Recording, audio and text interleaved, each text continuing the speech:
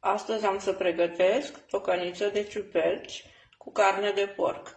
Am pregătit 750 de grame de ciuperci, 750 de grame de carne de porc, 2 linguri de pastă de tomate, o lingură de făină, o lingură de delicat de legume, pătrunjel, apă, ulei, sare și piper.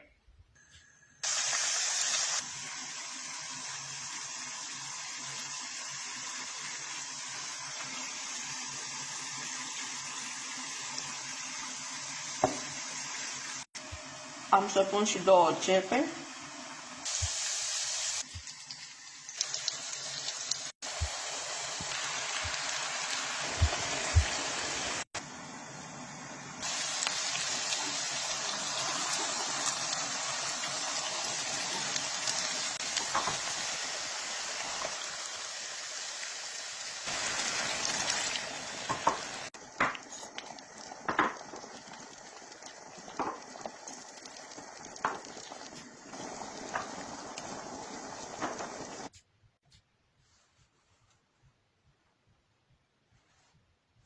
Să aveți o lipă.